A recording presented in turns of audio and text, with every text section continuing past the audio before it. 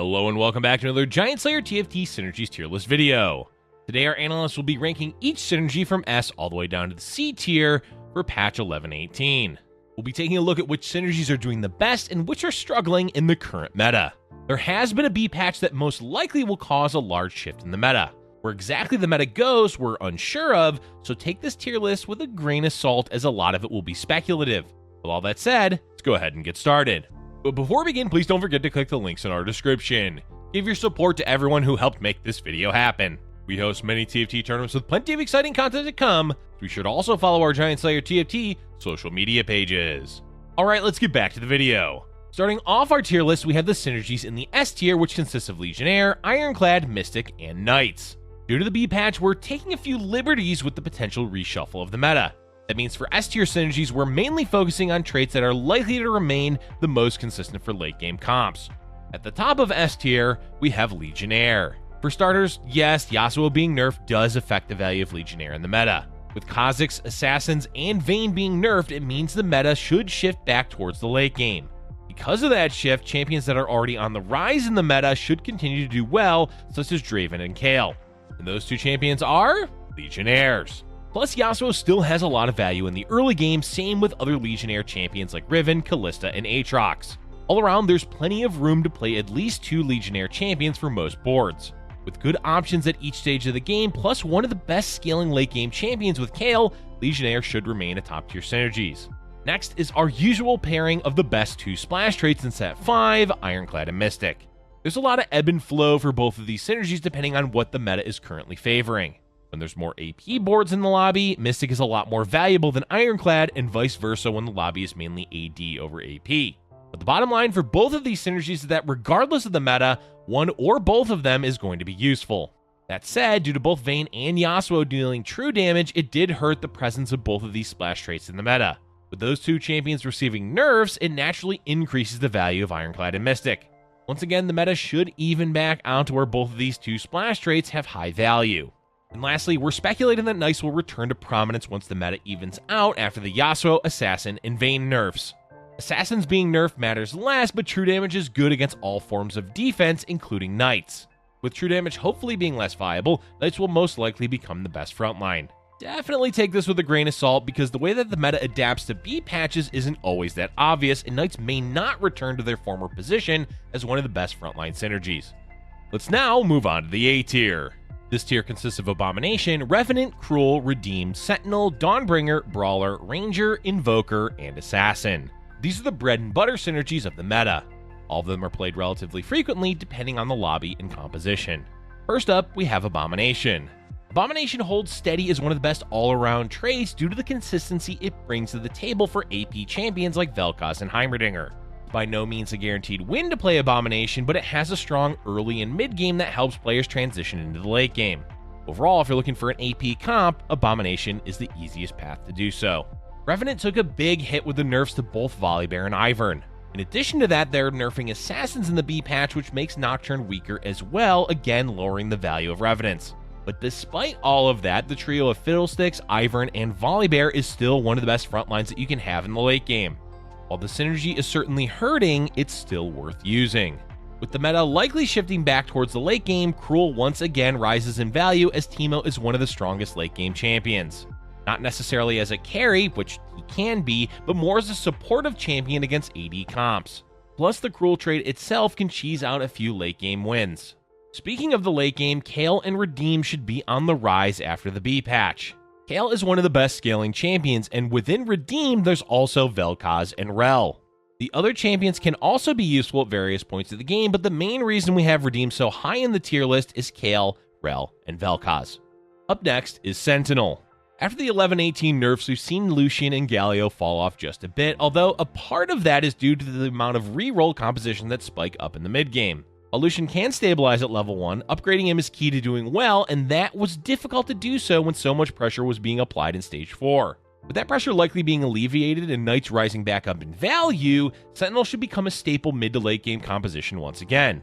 Also, Sentinel is still doing well in the early game, which naturally increases its value in the meta. Dawnbringer is taking a hit with the Kha'Zix 3 nerfs as Chugbug may not be viable anymore. But Chug Jug should be fine as well as other aspects of Dawnbringer. particularly early game where Gragas, Nidalee, and Riven shine the brightest. But even towards the mid and late game, we've seen quite a bit of karma. Overall, Dawnbringer is one of the most consistent synergies throughout the game. There's not much to talk about in regards to Brawler, as its value is about the same as always. Great early game, falls off towards the mid game, and is relatively non-existent in the late game. Gragas and Nunu definitely carry the synergies on their backs and are the main reason that Brawlers are such a high value early game trait. Rangers may be a bit weaker with the Vayne nerfs, but whenever the meta shifts back towards the late game, that's where Aphelios and Akshan do the best. Of course, it's not like those two champions disappeared from the meta, but doing well with Aphelios can be difficult. This is because hitting level 8 is necessary to put together a strong Aphelios board, and getting there was a lot harder with the meta being so mid-game focused. We may not see Aphelios be as strong as he has been in the past, but Rangers in general should be in a better spot as the post-B patch meta is figured out. Invoker may gain a bit of value with the meta shift, particularly if Karma goes up in priority. Once again, we go back to the point about the meta potentially going back more into the late game, making Invoker all the more common thanks to champions like Ivern and Teemo. That said, Invoker isn't necessary unless you want to play Vel'Koz or Heimerdinger. And lastly, for the A tier, we have Assassin. It's debatable whether Assassin should be lower on the list or not, since the B patch is targeting multiple parts of the synergy. But if we take a look at the previous mid-set metas, Assassins have always been at least viable, if not one of the stronger comps. So we're playing it safe and saying the synergy will remain a consistent part of the meta, even if it's weaker than it was before the B patch. Let's now move on to the B tier. This tier consists of Hellion, Skirmisher, Nightbringer, Cavalier, Forgotten, Spellweaver, Caretaker, Inanimate, and Cannoneer. These are slightly weaker traits in the A tier, but still have a place in the meta. As per usual, at the top of the B tier, we have Hellion. Hellions are actually making a small comeback with the Tristana reroll returning to the meta, but the consistency isn't quite there yet. Ziggs reroll has also been a fringe composition for a few patches. Still, without any major prominence in the mid to late game, Hellions are mainly an early game synergy that have a small amount of late game value thanks to Teemo. Not a bad synergy by any means, but not at the forefront of the meta either. Skirmisher continues to do well in the early game and falls off later, especially with the Jax nerfs that lowered his priority in the meta by quite a bit. But we can't dismiss how strong the synergy is in the early stages of the game, especially when paired with Sentinel. Because of that, Skirmisher will likely always be playable, barring any extreme nerfs to the early game. Unfortunately for Nightbringer, Yasuo being nerfed in the B patch lowers the synergy's value by quite a bit. Yes, Aphelios does use Nightbringer, but it's honestly not that important of a trait for him. Yasuo has been the main reason for Nightbringer's success. It is worth noting that the meta may not entirely shift away from Yasuo. After all, he has been nerfed multiple times in the past. If that's the case, Nightbringer will remain viable in the meta, but it's all speculation as players need time to navigate the changes. Cavaliers are in an interesting spot. At times they seem almost overpowered, such as the case with the Cavalier emblem on Yasuo. A lot of the time, Cavaliers are hardly worth mentioning, especially compared to the other frontline synergies. But thanks to Rel, Cavaliers always have a place in the meta that keeps them at least somewhat relevant even in the B tier. With nerfs to Vayne, Forgotten is likely to lose priority in the meta. That said, Draven has been on the rise. It's difficult to say where exactly Forgotten will land after the meta settles, and a lot of it relies on how well Draven is doing and whether compositions utilizing him rely on Forgotten or not. Honestly, Spellweaver is so much better after the rework that removed the scaling limit. The problem, though, is that Spellweaver champions are difficult to have more than 2 of in any comp. Vel'Koz pairs with Brandon Abomination or Ziggs with another Spellweaver. The best use of Spellweaver is often with an emblem, which is not a guaranteed thing in most games. If it was easier to play 4 Spellweaver to increase the scaling of the trait, we'd likely see it go up in priority, but for now, it's below average compared to a lot of other synergies. Caretaker or Heimerdinger certainly fell off hard in the meta.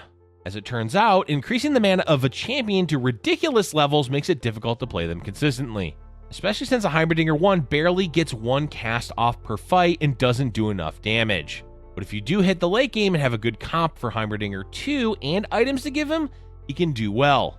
It's just getting all of that is difficult to do and certainly lacks consistency. Gwen is a fantastic champion. Inanimate, however, is a somewhat lackluster trait. There's not much else to say that hasn't already been said, but if they increased the size, duration, or allowed the zone to move with Gwen, Inanimate would be much more of an impactful late game trait. And lastly, we have Cannoneer. Cannoneer is almost a fake trait, except it does increase the damage output for Lucian. That said, neither Lucian or Tristana need Cannoneer to do well. The only thing saving Cannoneer from being in the C tier is the fact that Lucian should go up in priority as the meta settles after the B patch. Now we can move on to our last tier, the C tier. This tier consists of Renewer, Victorious, and Draconic. Honestly, no synergy is unplayable, as even the C tier are usable in niche situations. Renewer has actually been on the rise in the meta thanks to a specific composition utilizing it. But one niche composition that isn't even that consistent is not quite enough to save Renewer from the C tier. That said, it is good to see the trait being used, and hopefully tweaks to either the trait or units continue to increase its value in future patches. Garen with Victorious isn't exactly bad, it's just not all that exciting nor that impactful of a synergy for him. At the very least, Garen is playable in the late game, specifically with Dawnbringer, though his value has little to do with Victorious. Definitely a few adjustments are needed to make this synergy a bit more interesting. And lastly, at the bottom of the tier list, we have Draconic. Look folks, Draconic is a volatile synergy that makes it quite strong in one game and basically useless in another. But taking a look at the way the meta has been going over the last few patches, Draconic really has not had a place. We definitely don't suggest ignoring a Draconic opening if you have it, but don't hold onto the synergy too long if you're not getting immediate value from the eggs. Until there's either a major meta shift that favors Draconic or the patch that buffs it, we'll likely continue to keep it down at the bottom of the tier list. That's all we have for today's tier list video. Overall, the meta is a bit up in the air with the B patch. What that means for each synergy remains to be seen, but the clear winner should be the players, as the first half of 11-18 was certainly not well received. Let us know where you think the meta will settle after the B patch in the comment section below. Thank you for watching, and if you're enjoying our content, be sure to hit the like button and subscribe. Future Giant Slayer TFT videos.